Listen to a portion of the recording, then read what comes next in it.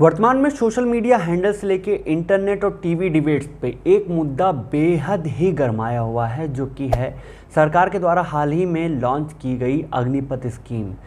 अब इस स्कीम के बारे में कुछ लोग तो जानकारी रखने के बाद अपनी प्रतिक्रिया दे रहे हैं और कुछ लोग इसके बारे में बिना कुछ भी जाने अनाप शनाप बक कर लोगों को भ्रमित कर रहे हैं और इसकी वजह से बहुत ही मिक्स्ड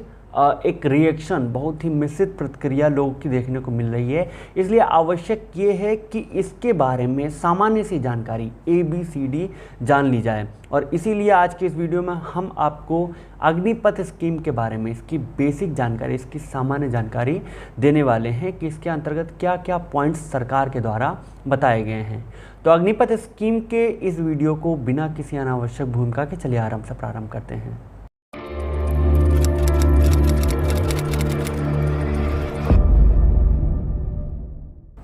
तो सरकार द्वारा लॉन्च की गई इस स्कीम के अंतर्गत ऐसा बताया गया है कि इसके अंतर्गत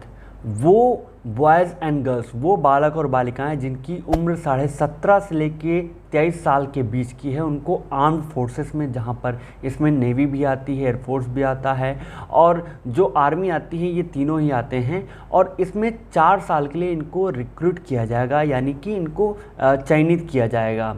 इस स्कीम के अंतर्गत बताई गई सूचना के मुताबिक जो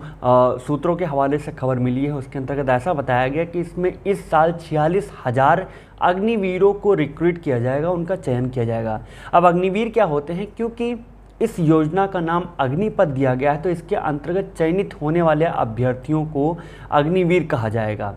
तो इस योजना के अंतर्गत 46,000 अग्निवीरों का चयन किया जाएगा, जो कि 4 साल के लिए एक टेम्परेरी एक सर्विस होगी, उसके लिए इनको रिक्रूट किया जाएगा, जिसके अंतर्गत ट्रेनिंग पीरियड को भी इंक्लूड किया जाएगा। इस 4 साल में पहले साल में जो होगा वो अग्निवीरों को 30,000 की सैलरी मंथली मिलेगी, जबकि ये बढ़कर चौथे साल पहुंचकर 40,000 रुपये मंथली हो जाएगी। इसके अतिरिक्त जब वो सेवानिवृत्त होंगे तो उनको सेवा निधि भी दी जाएगी, जो 11.71 लाख रुपीज़ बताई गई है, यानी कि 11.71 लाख रुपए सेवा निधि के अंतर्गत व्यक्ति को दी जाएगी, जो कि एक कॉन्ट्रीब्यूटरी फंड है, जो कि जिसको अग्निवीर कार्पस फंड के नाम से जाना जाएगा, जो अग्निवीरों के टोटल सैलरी के 30% हिस्से से निकालकर बनाया जाएगा। इसी के अंतर्गत इसमें ऐसा बताया गया है कि इसमें 48 लाख रुपए का नॉन कॉन्ट्रीब्यूटरी इंश्योरेंस भी मिलेगा, जो किसी आपात स्थिति में एक अग्निवीर को अग्निवीर के परिवार वालों को दिया जाएगा। और सबसे लास्ट में जब पूरी सर्विस खत्म हो जाएगी तो उनको एक अग्निवीर स्किल सर्टिफिकेट मिलेगा, जो कि आगे उनके जॉब में, उनके काम में बहुत ज़्यादा उपयोग में आने वाला है। और सबसे लास्ट पॉइंट में इसमें यह बताया गया है कि जितने अग्निवीर होंगे, हर बैच में से 25% अग्निवीरों को रेगुलर कैडर के लिए भी सेलेक्ट किया जाएगा और इसका सिलेक्शन का जो मानक होगा वो उनकी परफॉर्मेंस के आधार पर, उनकी कार्यशैली, उन्होंने कितना बेहतर परफॉर्म किया, कितना बेहतर काम किया है, इसके आधार पर उनको चयनित किया जाएगा। अब ये तो हुई अग्निवीर या अग्निपथ योजना के बारे में सामान्य सी जानकारी। अब अगला पॉइंट आता है कि इस योजना के लाभ क्या हैं, क्या क्या एडवांटेज सरकार के द्वारा बताए गए हैं। तो इसमें बताया गया एडवांटेज के अंतर्गत सबसे पहला पॉइंट ये बताया गया है, क्योंकि भारत जो है वो 4th मोस्ट पावरफुल मिलिट्री की सूची में आता है, श्रेणी में आता है, जहां पर अगर देखा जाए तो इनका मिलिट्री एक्सपेंडिचर वर्ल्ड में, पूरे वर्ल्ड वाइड अगर देखा है तो 3rd लार्जेस्ट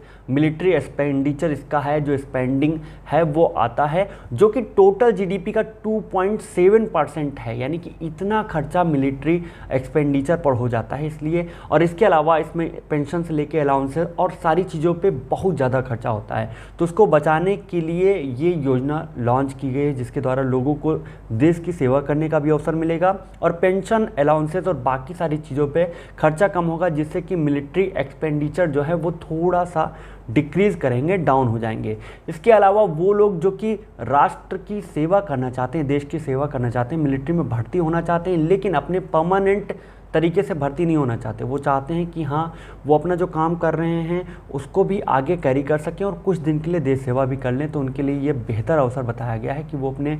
राष्ट्र के निर्माण में, नेशन डेवलपमेंट में कंट्रीब्यूट कर सकते हैं। थर्ड इम्पॉर्टेंट एडवांटेज ये बताया गया है कि जब एक व्यक्ति अग्निवीर बनकर वापस आएगा, अपने वापस सोसाइटी को ज्वाइन करेगा, तो सोसाइटी को कुछ ज़्यादा सेल्फ डिसिप्लिन वाले और स्किलफुल यूथ प्राप्त होंगे, जो नेशन डेवलपमेंट में, सोसाइटी डेवलपमेंट में काफ़ी कुछ सहायता करेंगे। और इसके अलावा जितने भी एडवांटेजेस बताए गए हैं वो काफ़ी नॉन मेटेरियलिस्टिक हैं, जिनको आप भौतिकता से नहीं जोड़ सकते। एकमात्र जो मैटेरियलिस्टिक चीज़ है, जो इसमें एडवांटेज है, वो ये है कि अगर कोई व्यक्ति चाहे सब कुछ सामान्य रहा तो सेवा निधि से जो उसको 11.71 लाख रुपीज़ मिलेंगे, उससे वो अपना स्टार्टअप स्टार्ट कर सकता है अगर वो चाहता है। तो ये उनके बिजनेस को स्टार्ट करने का एक बेहतर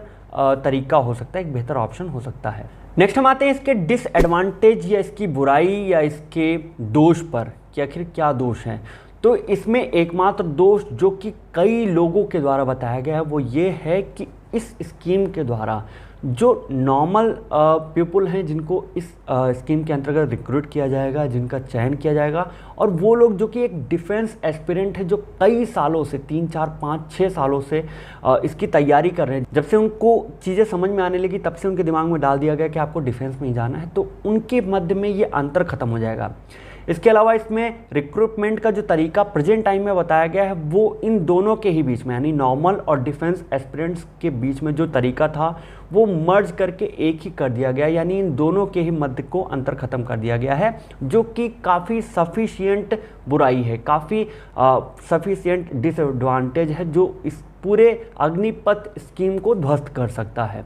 और सेकेंड लास्ट पॉइंट के अंतर्गत हम बात कर लेते हैं वो कौन से कंट्रीज़ हैं, वो कौन से राष्ट्र हैं जहां पर भी ऐसे शॉर्ट टर्म कॉन्ट्रैक्चुअल स्कीम्स जो हमारे यहाँ अग्निपथ है ऐसी कोई व्यवस्था पाई जाती है। तो उनमें सबसे पहला राष्ट्र आता है यूनाइटेड स्टेट, दूसरा आता है रशिया, तीसरा इजराइल, चाइना, और ऐसे ही कई और भी राष्ट्र हैं जहाँ पर ऐसी ही शॉर्ट टर्म कॉन्ट्रैक्चुअल स्कीम पाई जाती है, जो राष्ट्र सेवा के लिए लोगों को प्रेरित करती है, उनको उपयोग में लाती है और उसके बाद वो पुनः अपने काम पे, अपने कर्म में प्रवृत्त हो जाते हैं। और सबसे लास्ट पॉइंट में हम बात कर लेते हैं इसके कंक्लूजन के बारे में कि आखिर इस अग्निपथ स्कीम का क्या